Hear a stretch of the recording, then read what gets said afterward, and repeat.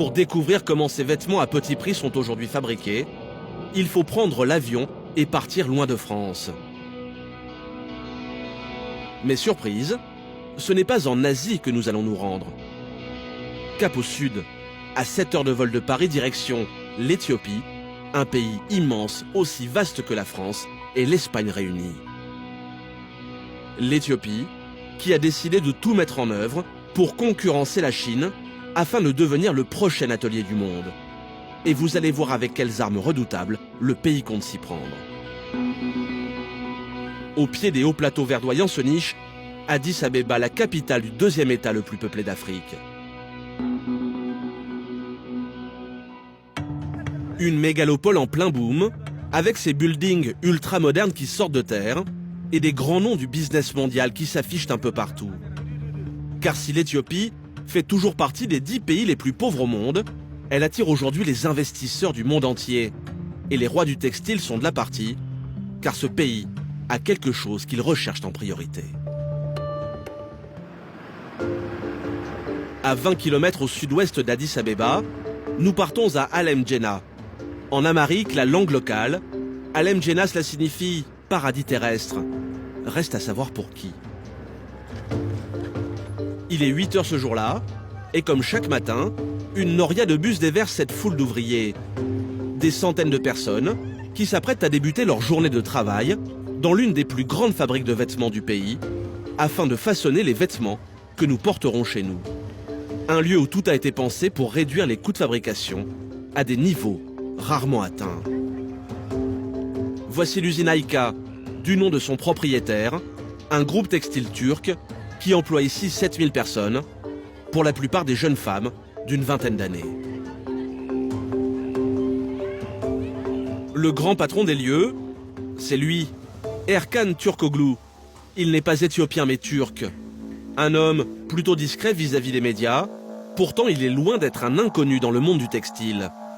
Il faut dire qu'ici, il a mis au point une machine colossale où tout a été prévu pour fabriquer à moindre coût les articles qui nous seront vendus en magasin. Et Tirkut en sait quelque chose.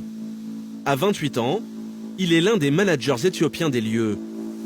Tirkut est là pour veiller à ce que rien ne perturbe la productivité d'une usine où les articles sont conçus de A à Z. Et cela commence par la fabrication du coton, indispensable pour nos vêtements. Car pour casser les prix, l'usine a choisi de réduire les délais de fabrication en tissant elle-même les toiles qu'elle utilisera.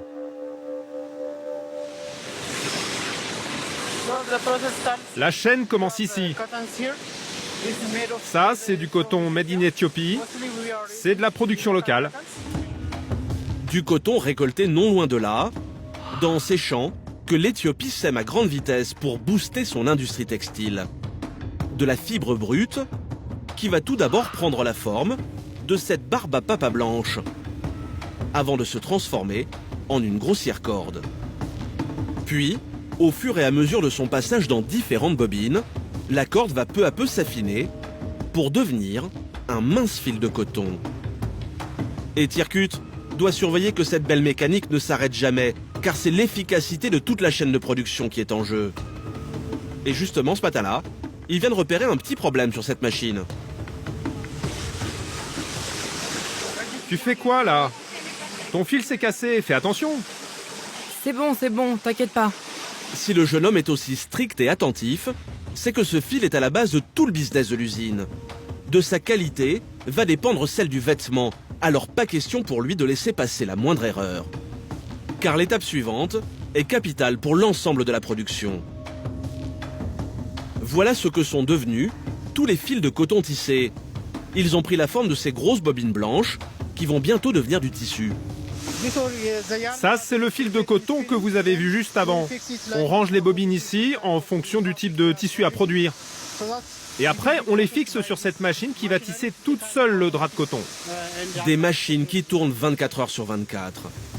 Une fois le coton tissé, il va prendre l'allure de ces grands draps qui vont immédiatement être nettoyés dans ces énormes machines à laver avant d'être teintés ou imprimés. Ensuite, c'est la phase de découpage pour préparer les différentes pièces qui seront cousues ensemble pour façonner le vêtement. Et là encore, tout va très vite, grâce à ces découpeuses laser dernier cri, conçues en France. Avec 4 machines comme celle-ci, on est capable de découper jusqu'à 200 000 morceaux de vêtements par jour. Au final, tout est fait sur place. Une économie énorme sur les frais de transport. Mais ce qui fait la force de tout ce système, ce ne sont ni les machines, ni la proximité des champs de coton. Car les prix bas reposent avant tout sur les petites mains qui vont coudre les vêtements. Pour le comprendre, il suffit de pénétrer au cœur de l'usine. Dans ces ateliers de couture géants qui tournent 24 heures sur 24 et où se relaient sans cesse quelques 3000 ouvrières éthiopiennes. Une armée de petites mains qui assemblent les hauts, robes et t-shirts qui seront vendus chez nous. De jeunes ouvrières qui pour la plupart ont quitté les campagnes du pays pour venir travailler dans ces usines qui recrutent sans cesse. Parmi elles, Lulith, 24 ans. Cela fait 6 mois qu'elle travaille ici. 8 heures par jour, elle répète un seul et même geste. Ce jour-là, il s'agit d'assembler les 2 parties de ce t-shirt noir. Le résultat, c'est une cadence plutôt rapide. En fait, quand c'est facile, j'en fais 300. Sinon, c'est plutôt 200 coutures par jour. Un rythme soutenu, et pourtant, ce n'est pas ce qui fait tout l'intérêt de Lulith et de ses collègues auprès des grandes marques de vêtements qui font appel à elle. Car le domaine dans lequel ces ouvrières éthiopiennes sont imbattables, c'est le salaire. C'est quoi votre journée type?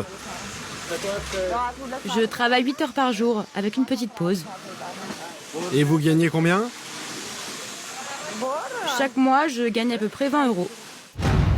Vous avez bien entendu, un salaire de 20 euros par mois, cela représente moins d'1 euro par jour. Avec un salaire si bas, ces jeunes femmes sont aujourd'hui payées 10 fois moins que leurs homologues chinoises. Des ouvrières aux revenus parmi les plus bas au monde. Il faut dire qu'en Éthiopie, il n'y a ni salaire minimum, ni syndicat, c'est le patron qui décide de tout. Alors forcément, produire ici, cela permet de vendre des vêtements à des prix dérisoires. Voilà pourquoi de plus en plus de marques tournent le dos à l'Asie pour venir s'installer en Éthiopie. Dans cette partie de l'usine, le chef, c'est Ferda, un autre Turc. Il va nous confirmer que ces bas salaires attirent de plus en plus de marques à petit prix. Et selon lui, l'une d'entre elles que vous connaissez bien, lorgnerait à son tour sur l'Eldorado du textile qu'est devenue l'Éthiopie.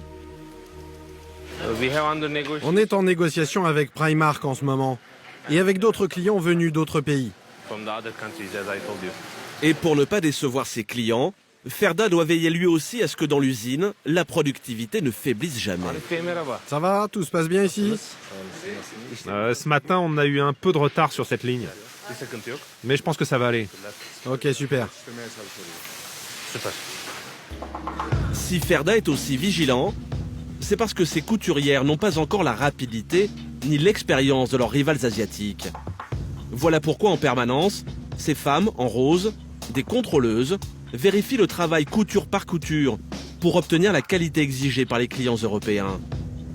Et chaque nouvelle recrue a dû commencer par apprendre les rudiments du métier dans cette partie de l'usine, qui est un petit peu l'école des couturières à bas coût.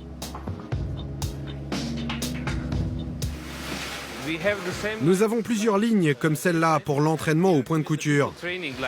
Elles y passent quelques jours et ensuite elles rejoignent les lignes de production quand elles sont efficaces. Et en Éthiopie, on se bouscule pour venir travailler à Addis Abeba, dans l'une de ces usines textiles géantes.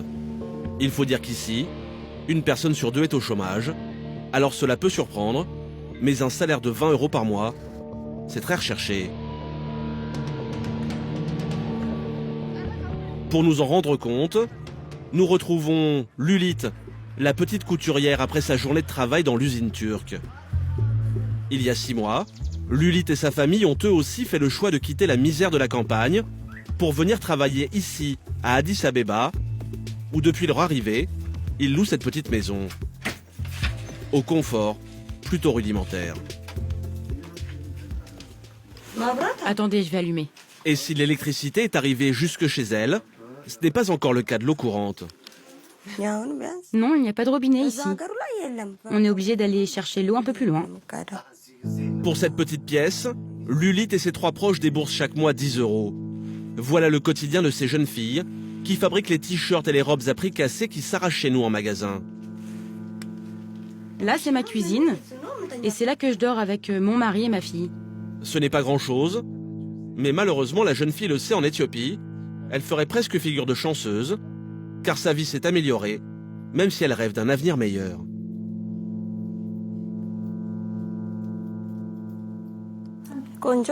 Jusque-là, ça me va. Ça se passe plutôt bien à l'usine. Mais le rêve pour moi, ce serait d'ouvrir une petite boutique pour vendre des épices, par exemple. En Éthiopie, comme Lulith, 80% de la population rurale rêve aujourd'hui de venir travailler en ville dans l'espoir de bénéficier du boom économique actuel.